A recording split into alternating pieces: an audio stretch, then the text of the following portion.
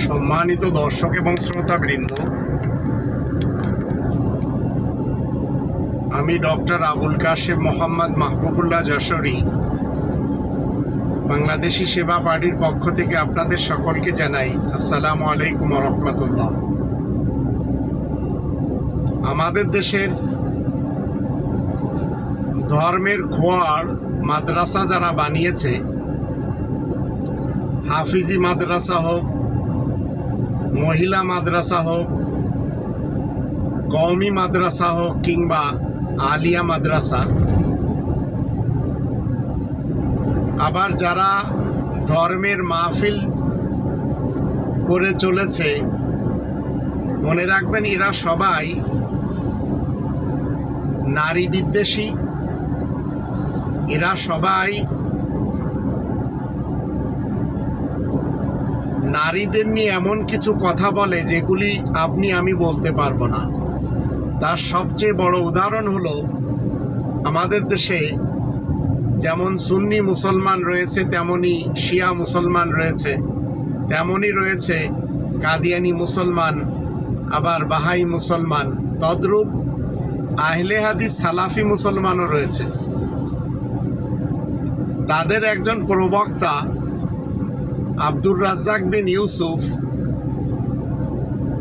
তিনি নারীদের ডেফিনেশন দিতে যে এমন গান্ধা গান্ধা শব্দ ব্যবহার করেছেন, তাতে বোঝা যায় যে তারা কতটা নারী বিদ্বেষী। ওয়াজ মাহফিলে আপনারা শুনবেন নারীদেরকে নিয়ে এই বক্তা হুজুরেরা, এরা কথায় কথায় বলবে নারীরা সবচেয়ে বেশি জাহান্নামে যাবে।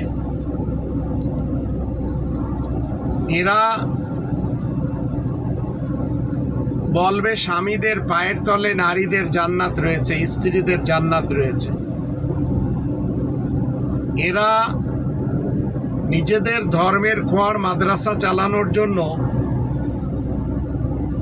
সবাইকে বলে, আপনারা যে যেভাবে পারেন মাদ্রাসাতে ধর্মের খোয়ারে খয়রাত দিন, আপনারা চাঁদা দিন। এই চাঁদার ফজিলত বয়ান করতে যে নারীদেরকে কিভাবে ছোট করে তার একটি উদাহরণ আপনাদেরকে দিচ্ছি। প্রথমে আমরা আমাদের দেশে যে 3 লক্ষ মসজিদ রয়েছে, বিভিন্ন ফিরকা, পার্টি এবং মাসলাকার মাযহাবের, তদ্রূপ 1,20,000 প্লাস ধর্মের খোয়ার মাদ্রাসা রয়েছে। মসজিদ থেকে আপনারা জানেন প্রতিদিন 5 ওয়াক্ত আজান হয়, যদিও মসজিদুল হারামের নিয়ম নীতিতে 6 ওয়াক্ত আজান হতে হবে। এখনই 5 ওয়াক্ত আজানে বলা হয় হাইয়া আলাস সালাহ,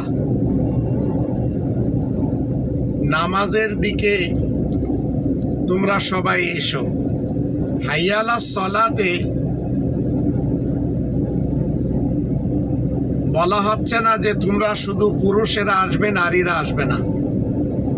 কিন্তু আমাদের দেশে উলামায়ে কুফফারদের, আজ 2025 সাল, এদের সংখ্যা হলো 150 জন প্লাস। এদের এক একজন এতটাই গুন্ডা যে এদের গুন্ডাগিরি আমাদের শুনতে হয়। তার ভিতরে একজন মহাগুন্ডা রয়েছে ডক্টর ইনায়েতুল্লাহ আব্বাসী। তিনি নারীদেরকে মসজিদে যেতে দিবেন না, অথচ মুয়াজ্জিন আজানে বলছে হাইয়া আলাস সালাহ, তোমরা সবাই নামাজের দিকে এসো। আপনারা যে যেখান থেকে আমার এই ছোট্ট ভিডিওটা শুনছেন, চেষ্টা করবেন নারীদেরকে মসজিদে নামাজ পড়ার জন্য উৎসাহ দিতে, এবং ইমাম, মুয়াজ্জিন, খতিব আর কমিটির যারা রয়েছে, যে বা যারা মসজিদে নারীদেরকে যেতে বাধা দিবে, মনে রাখবেন সেই হচ্ছে ইবলিস এবং শয়তান। হাইয়া আলাস সালাহ এই আজান সে মানে না, তাই তামাশা করে। যেমন আমার নিজের মসজিদে আমার চাচাতো ভাই সর্দার আতিয়া রহমান সে আজান দেয়, আবার আমার ছোট ভাই ফারুকুল ইসলাম সেও আজান দেয়, আরো অনেকে দেয়। কিন্তু এরা মূলত নারীদেরকে মসজিদে যেতে দিবে না, আর যদি নারীরা মসজিদে যায় তাহলে এরা পথে আটকে দিবে। আর আমার গ্রাম থেকে আমাকে বের করে দেওয়ার একটি বিশেষ কারণ হলো, আমি আমার মাকে বলেছিলাম যে আপনাকে মসজিদে যেতে হবে। আমার চাচাতো ভাইয়ের স্ত্রীদেরকেও বলেছিলাম আপনাদের মসজিদে যেতে হবে। তো আমার মা এবং চাচাতো ভাইদের এবং আপন ভাইদের স্ত্রীরা তারা বলেছিল যে তাহলে এই রকম একটি পজিশন তৈরি করো, তারপরে আমরা সবাই মসজিদে যাব।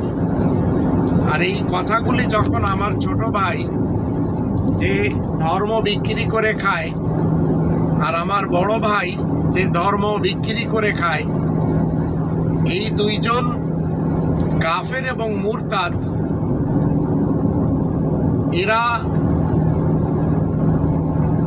কখনো চাইনি আমি ওই গ্রামে আমার নিজের বানানো বাড়িতে চিরকাল থাকি, এমনকি আমার মেয়ে দুটো এবং আমার স্ত্রীও থাকুক। তাই তারা ষড়যন্ত্র করে, তাদের একটি গং রয়েছে, আর এই গং এদের রাহবার এবং নেতা হচ্ছে দুইজন, একজন কাফের মুরতাদ সর্দার আবুল হাসান হুজুর, আর একজন কাফের মুরতাদ সর্দার রায়হানুল ইসলাম হুজুর। তো এরা যতদিন বুড়িহাটিতে থাকবে, বুড়িহাটিতে আমার গ্রামে মসজিদে অন্তত নারীরা যাবে না, যেতে পারবেও না। আর আমি একটি পরিস্থিতি তৈরি করে নিচ্ছিলাম যে সব নারীরা মসজিদে আসবে। তো হাইয়ালা সালা ইলা বিশ্বাসী না, হাইয়ালা সালার এদের দৃষ্টিতে অর্থ হলো তোমরা শুধু পুরুষেরা নামাজে আসবে। হাইয়ালাল ফালা কামিয়াবির জন্য এসো, এখানেও তারা বলতে চাচ্ছে যে তোমরা শুধু পুরুষেরাই আসবে।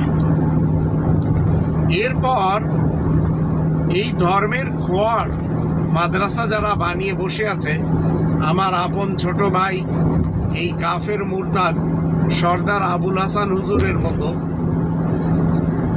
এরা যেসব ওয়াজ মাহফিল করে, সেসব ওয়াজ মাহফিলে নারীদেরকে শয়তান বানানোর জন্য, নারীদেরকে ছোট করার জন্য, অসম্মান করার জন্য এরা এদের ধর্মের খোয়ার মাদ্রাসাতে যে খয়রাত নিতে চায় সেজন্য একটি ঘটনা তুলে ধরে। তাই তারা বলে যদি কেউ নামাজ পড়ার জন্য নিয়ত করে তাহলে তার জন্য 10টি শয়তান বাধা হয়ে দাঁড়ায়। যদি কেউ রোজা রাখার জন্য নিয়ত করে তাহলে 10টি শয়তান তার জন্য বাধা হয়ে দাঁড়ায়। যদি কেউ হজ করার জন্য নিয়ত করে তাহলে তার জন্য 10টি শয়তান বাধা হয়ে দাঁড়ায়। যদি কেউ যাকাত দিতে চায় তাহলে তার জন্য 10টি শয়তান বাধা হয়ে দাঁড়ায়। কিন্তু যদি কেউ মাদ্রাসাতে খয়রাত দিতে চায় তার জন্য 70টি শয়তান বাধা হয়ে দাঁড়ায়। এই ওয়াজ যখন কোনো এক নৌজওয়ান শোনে তখন সে বলছে যে আমি এখনই বাসায় যাচ্ছি আর আমি 70টি শয়তানকে পদদলিত করব, আর আমি দেখি কিভাবে মাদ্রাসাতে এই ধর্মের খোয়ারে খয়রাত দিতে নিষেধ করে। এবার সে বাড়ি আসে, বাড়ি আসার পরে দেখে যে তার হাড়ার ভিতরে, তার কলসের ভিতরে চাউল রয়েছে। সে ব্যাগের ভিতরে চাউল ভরা শুরু করে। যখন সে তার নিজের ব্যাগের ভিতরে পুরা ব্যাগ ভর্তি চাউল ভরে বাসা থেকে ধর্মের খোয়ার মাদ্রাসার দিকে যাওয়া শুরু করে, এমত অবস্থায় তার আপন বিবি তাকে বলছে, ব্যাগে কি নিয়ে যাচ্ছ? তখন সে বলে, আমি চাল নিয়ে যাচ্ছি, মাদ্রাসাতে খয়রাত করব। হুজুর বলেছে, যারা খয়রাত করে ধর্মের খোয়ার মাদ্রাসাতে, তাদের সামনে 70টি শয়তান এসে দাঁড়ায়। এবার তার স্ত্রী বলল, কোনো কাজ তো তুমি করো না, উল্টো যে ধান মাড়াই করে এনে চাউল আমি সংরক্ষিত রেখেছি খাবারের জন্য, সেটিও তুমি এই ধর্মের খোয়ার মাদ্রাসাতে দিবে হুজুরদের কথা শুনে।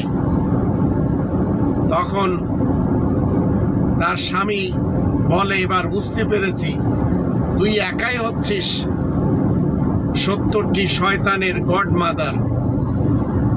তাই সে হুজুরকে যেয়ে বলে, হুজুর, আমি তো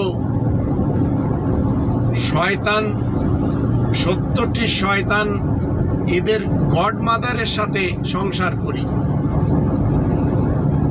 এবার তার স্ত্রী হুজুরের কাছে যায়, যে বলে, হুজুর, আপনি এমন কি ফতোয়া ঝেড়েছেন যে আমার স্বামী আমাদের খাবারের চালগুলোও আপনার এই ধর্মের খোয়ার মাদ্রাসাতে এনে হাজির করছে। তো মনে রাখবেন, এইভাবে এই ধর্মের যারা বক্তা, এই ধর্মের যারা খোয়ার মাদ্রাসা চালায়, এরা সবাই নারীদেরকে শয়তান বানায়। আবার এরা বিভিন্ন ভাষণে বলে, শয়তানের একটি প্রতীক হচ্ছে নারী সমাজ। আবার এরাই বলে, আবু তহা আদনানের মতো যারা বদমাইশ রয়েছে আমাদের দেশে, ধর্মের ব্যাপারী রয়েছে, আবার যারা আমাদের দেশে ধর্মের ব্যাপারী রয়েছে, মুফতি আমির হামজার মতো, যে কিনা রেশমিকা মান্দানা নিয়ে গবেষণা করে, পরিমণিকে নিয়ে গবেষণা করে, ঠিক একই কায়দায় আবু তহা আদনান এই ধর্মের ব্যাপারী বলে ধর্ষণের জন্য নারীদের পোশাক দায়ী। আবার এই নারীদেরকে তাদের সিংহাসন থেকে রাস্তার হকার বানিয়ে ছেড়ে দিয়েছে হিজবুত তাওহীদের হুসাইন মোহাম্মদ সেলিম। শুধু তার নিজের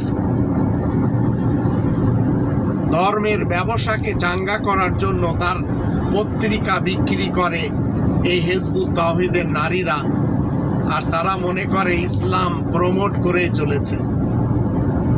তো মনে রাখবেন, এই উলামায়ে কুফফাররাই নারীদেরকে কোনোভাবেও মেনে নিতে পারে না।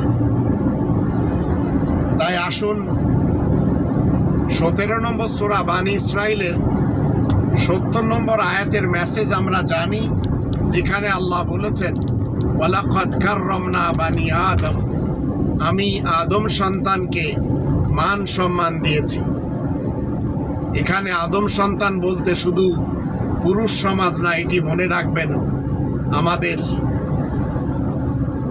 শান্তির যে পৃথিবী আল্লাহ উপহার দিয়েছেন, সেখানে নারীরাও বসবাস করবে।